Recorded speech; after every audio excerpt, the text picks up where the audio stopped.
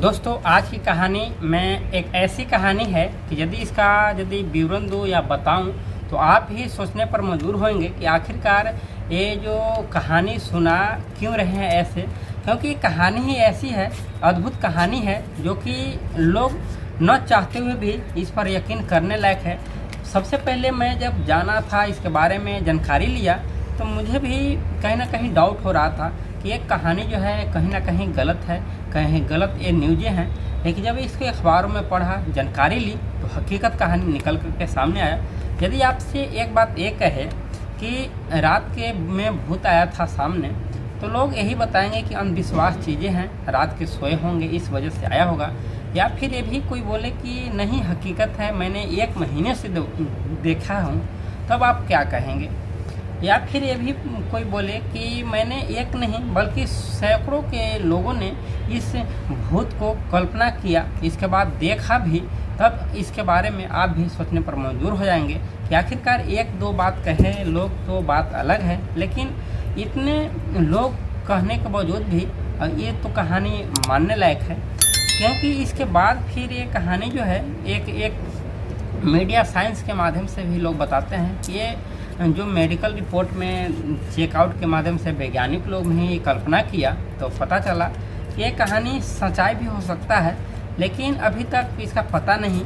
लेकिन ये जब खुलासा होता है, तब लोग वैज्ञानिक तो क्या, यहाँ के कई अखबारों में छपता है, तब सोशल मीडिया पर भी सोचने पर मजबूर हो जाते हैं। दरअसल एक कहानी है राजस्थान की। राजस्थान में एक बगल में ही एक ज़िला पड़ता है भरतपुर। अब भरतपुर में ही एक युवक ने फैक्ट्री में काम करता था, और वहाँ पे कुछ दिनों के बाद 1 मंथ तक ही काम करता है। इसके बाद उस कोरोना काल में फैक्ट्री बंद हो जाती है, और बंद होने के बाद वहाँ से लोग भागने लगते हैं, घर आते हैं। और जब फैक्ट्री स्टार्ट होता है, स्टार्ट होने के बाद उस फैक्ट्री में जब दोबारा कर्मचारी जाते हैं काम करने के लिए, तो लोग काम करते हैं। लेकिन एक युवक था, जिस युवक ने काम तो करता ही था, लेकिन ओवर टाइम भी ड्यूटी करता। 1 महीने में 2-4 ओवर टाइम भी कर लिया करता, और ये काफ़ी दिनों से खाना भी नहीं खा रहा था। वहाँ के कर्मचारी लोग भी और वहाँ के स्टाफ लोग भी बताते हैं कि बेटे, काम करते हो 12-12 घंटे, कभी कभी 12 घंटे से भी ज़्यादा कर लेते हो, और खाना क्यों नहीं खा रहे हो। और दूसरी बात यह है कि कंपनी में ही रहते हो और सोते भी नहीं हो, क्या दिक्कत आ गई है। जब इस बात की जानकारी युवक ने बताता है कि सर क्या करें, मुझे नींद नहीं आती है। जब इस बात की जानकारी जब देता है, तो लोग सोचने पर भी मजबूर होते हैं कि आखिरकार कैसा लड़का है, लग रहा पागल है क्या है।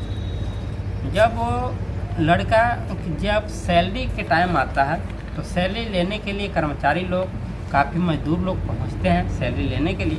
लेकिन जो लड़का ओवर टाइम करे, वो सैलरी लेने ही आए ना, तो लोग सोचने पर मजबूर हो जाते हैं कि आखिरकार वो ओवर टाइम भी करे, फुल ड्यूटी भी करे, और फैक्ट्री में काम करने वाला उस व्यक्ति आता क्यों नहीं है अपना सैलरी लेने के लिए, और 2-4 दिन से अपना कंपनी भी नहीं आ रहा।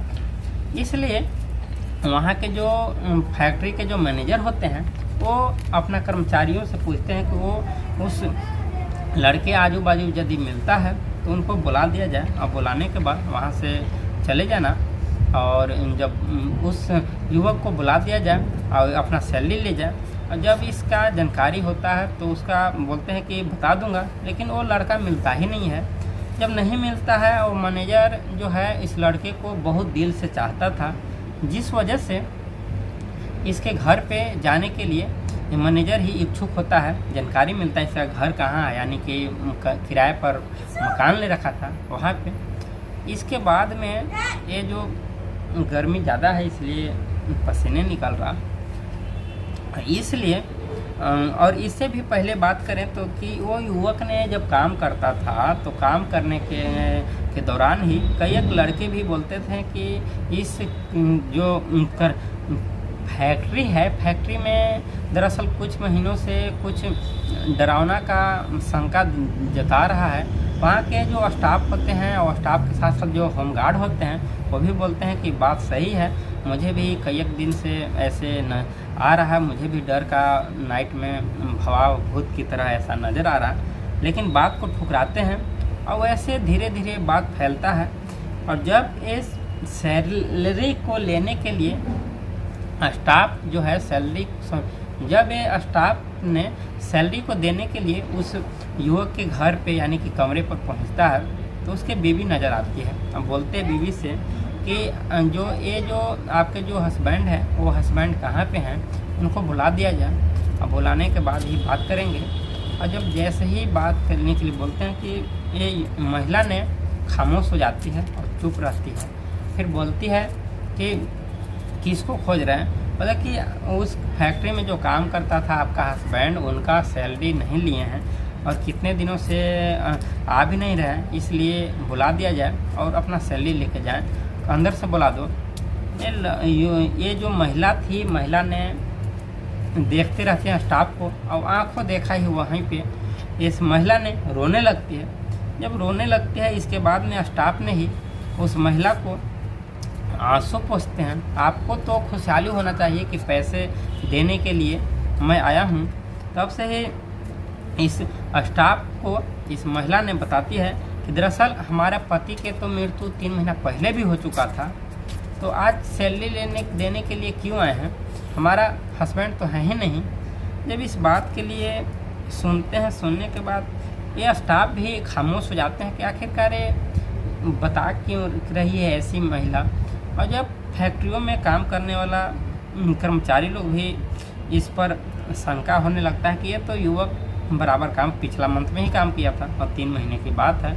जब ऐसे ही गुजरता है, इसके बाद में घर पे पहुंचते हैं तो सच्चाई ये था कि 3 महीने पहले ही मृत्यु हो गया था।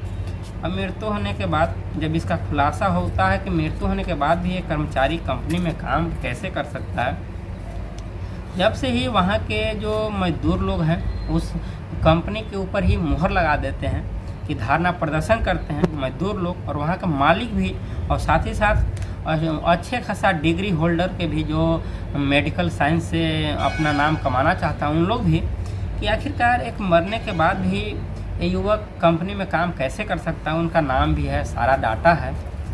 जब इस बात की जानकारी होता है तो पूरी हिस्ट्री निकाला जाता है, क्या कहानी है।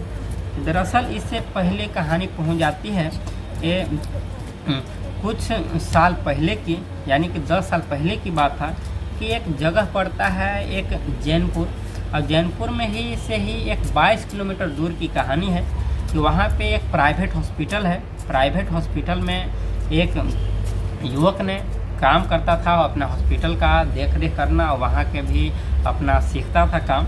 और जब जैसे ही सीख लेता है इसके बाद एक जिसका नाम रहता है जयदेव, और डॉक्टर जयदेव सीखने के बाद अपना प्लान बनाते हैं कि मैं ही क्यों ना एक न्यू हॉस्पिटल खोल लूँ।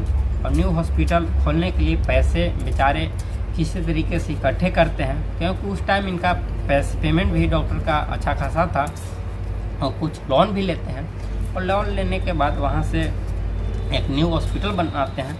अब इनका जो दिलचस्पी जो था और ग्रामीण लोगों को इनके ऊपर इतना बड़ा प्रभाव पड़ता था कि छोटा मोटा रोग भी रहे तो इजीली से देख लेते थे, बड़ा भी रोग रहे तो आसानी से देख करके ठीक कर देते थे। लेकिन एक बात को शंका रहता था कि आखिर ये डॉक्टर में कितनी खामियां हैं कि हर बात सच्चाई हम लोगों के बीच में शेयर करते हैं। और इस वजह से ग्रामीण लोगों ने इस डॉक्टर जयदेव पर काफ़ी अपना भगवान मान करके मानते थे। लेकिन कोरोना काल के समय आता है, कोरोना काल में इनकी तबीयत खराब होता है, वहाँ पर एडमिट कई वहाँ पे रोगी भी रहते हैं और इलाज होता है। लेकिन उन लोग का शंका ये रहता है कि हमारा जो डॉक्टर हैं जयदेव वो ठीक कर देंगे, आएंगे, लेकिन वो है ही नहीं। उस जो हॉस्पिटल में खामोखाम पूरा मचा हुआ है काफ़ी तरीके से। तब से ही बाहर से डॉक्टर लोग आते हैं और उन मरीजों को स्टेटमेंट कराया जाता है, सही कराया जाता है, और तब इनका दाह संस्कार होता है। सब चीज़ होने के बाद कुछ समय बीतता है, कुछ समय बीतने के बाद इनके ऊपर इतने ज़्यादा एक प्रभाव पड़ जाता है कि इतने इनके ऊपर एक ग्रामीण लोगों के ऊपर दया भाव रहता था कि हर बात इनका ख्याल अपने लोगों को, अपने ग्रामीण क्षेत्रों को जीवित करना, अच्छे तरीके से संचालन करना इनका अंदर से उजाला होता था।